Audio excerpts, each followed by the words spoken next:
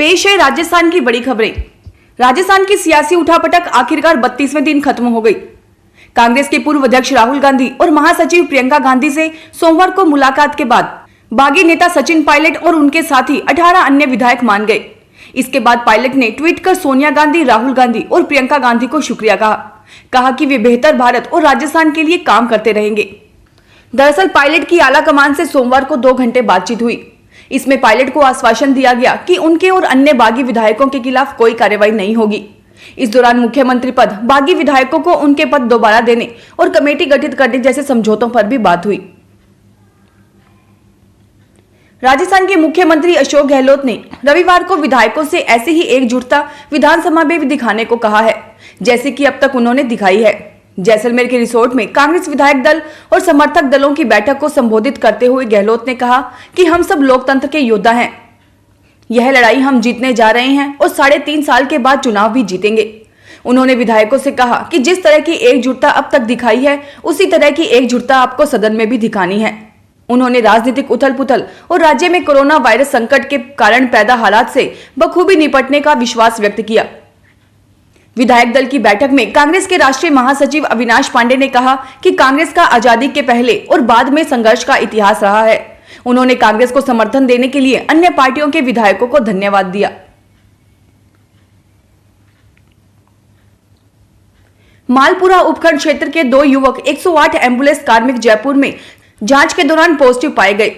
सामुदायिक स्वास्थ्य केंद्र प्रभारी डॉक्टर अर्जुन दास ने बताया कि मालपुरा शहर के वार्ड नंबर 24 निवासी एक युवक व दूसरा युवक गोलीपुरा ग्राम का निवासी है। दोनों युवक 108 एम्बुलेंस कंपनी में कार्यरत हैं। बसपा से कांग्रेस में शामिल हुए 6 विधायकों के मामले में मंगलवार को राजस्थान हाईकोर्ट से लेकर सुप्रीम कोर्ट तक में सुनवाई होगी। हाईकोर्ट में जस्टिस महेंद्र गोयल की एकल पीठ बसपा और बीजेपी विधायक मदन दिलावर की स्टे एप्लीकेशन पर सुनवाई करेगी। वहीं हाईकोर्ट खंडपीठ के फैसले के अनुसार मंगलवार को ही सुनवाई के बाद स्टे एप्लीकेशन पर अपना फैसला भी सुनाएगी। जस्टिस अरुण मिश्रा की 3 जजों की बेंच मदन दिलावर की एसएलपी और बसपा विधायकों की केस ट्रांसफर की एप्लीकेशन पर सुनवाई करेगी। ऐसे में अब मंगलवार का दिन बसपा से कांग्रेस में शामिल हुए 6 विधायकों के साथ साथ गहलोत कैंप के लिए भी काफी अहम साबित हो सकता है। राजस्थान हाईकोर्ट की एकल पीठ में आज होने वाली सुनवाई पर सबकी नजरें इसी पर टिकी हुई होगी। जयपुर शहर में हुई तेज बारिश के बाद शहर में जाम की स्थिति हो गई। सड़कों पर पानी के भराव की स्थिति होने से शाम को करीब 3 घंटे तक यातायात रेंग कर चलता रहा। जवाहरलाल नेहरू मार्ग, त्रिमूर्ति व नारायण सिंह सर्किल पर पानी का भराव ज्यादा होने से एक बार की तो यातायात रुक ही गया। जयपुर कोविड-19 महामारी के बीच एक तरफ जहां विश्वविद्यालयों में छात्रों को बिना परीक्षा के ही अगली कक्षा में प्रवेश दिया जा रहा है, वहीं मेडिकल काउंसिल ऑफ इंडिया नई दिल्ली ने मेडिकल कॉलेज में एमबीबीएस करने वालों को परीक्षा देना अनिवार्य किया है, जिसके तहत किसी भी बैच को अगले लेवल में बिना परीक्षा के प्रमोट नहीं किया जाएगा।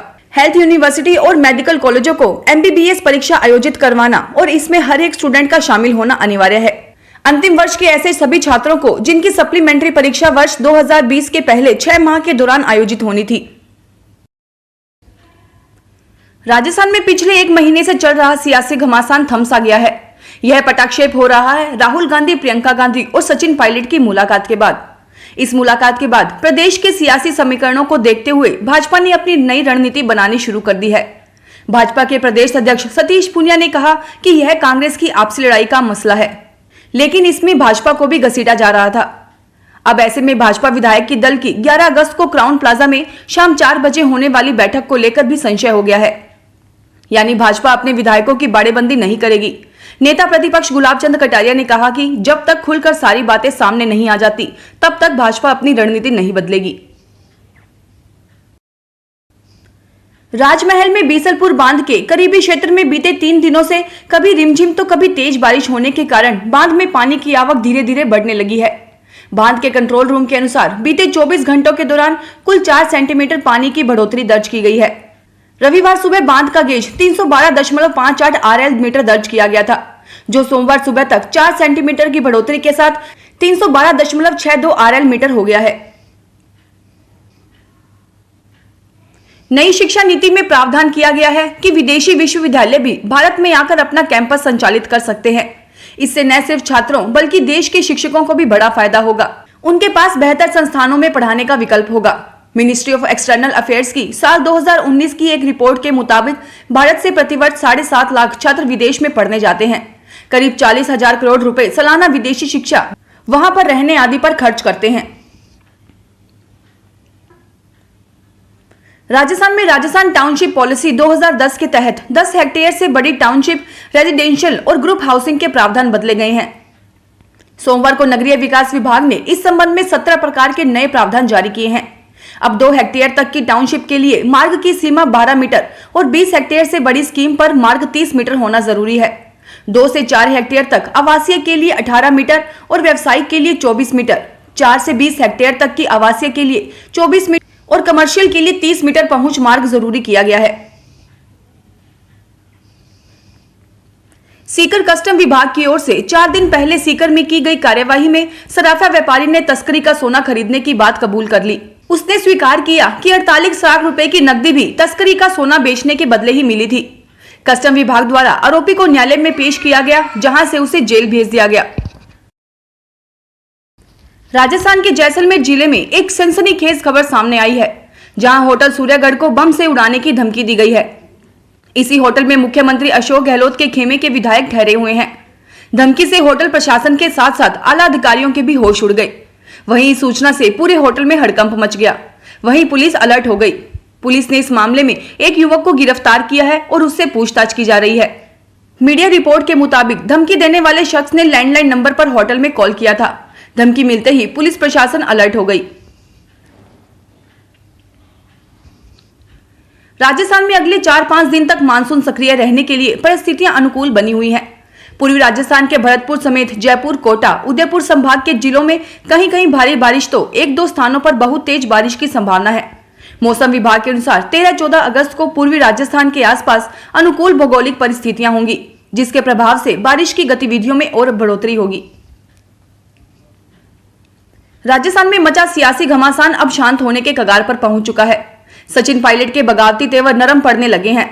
सोमवार को जब सचिन पायलट कांग्रेस के पूर्व अध्यक्ष राहुल गांधी से मिलने पहुंचे, तब किसी ने भी नहीं सोचा था कि पायलट और कांग्रेस के रिश्तों पर जमी बर्फ इतनी जल्दी पिघल जाएगी। जिसके बाद राहुल गांधी ने सभी समस्याओं का जल्द से जल्द हल निकालने का आश्वासन दिया। सूत्रों से मिली खबर के मुताबिक राहुल गांधी ने सचिन पायलट को प्रदेश अध्यक्ष और सरकार में डिप्टी सीएम बने रहने के लिए कहा, लेकिन सचिन ने दोनों ही ऑफर को ठुकरा दिया। दावा किया जा रहा है कि सचिन पायलट अब डिप्टी सीएम बनने को तैयार नहीं है। सचिन के करीबियों की माने तो राहुल गांधी ने सचिन पायलट को आश्वस्त किया कि गहलोत ने इन दिनों जितनी भी बयानबाजी की है, पार्टी उसे गंभीरता से ले रही है। सचिन पायलट को सीएम बनाने के लिए जल्द ही जल्द समय निर्धारित किया जाएगा। राजस्थान में 32 दिनों से चल रहा सियासी घमासान आखिर खत्म हो गया। अब तक बागी रुख अख्तियार किए हुए सचिन पायलट ने सोमवार को नरमी दिखाई। राहुल गांधी और प्रियंका गांधी वाड्रा से मुलाकात के बाद उनकी अशोक गहलोत से सुलह हो गई। इसके बाद पायलट ने साफ कर दिया कि उनकी कांग्रेस से कोई बैर नहीं है। उन्हें पद की भी लालसा नहीं है। अगर पार्टी दे सकती है तो ले भी सकती है। फिलहाल इस बुलेटिन में इतना ही। फिर हाजिर होंगे और बड़ी खबरों के साथ। एसबीटी न्यूज के वीडियो देखने के लिए हमारे चैनल को सब्सक्राइब करें और नोटिफिकेशन पाने के लिए बेल आइकन पर क्लिक करें। धन्यवाद।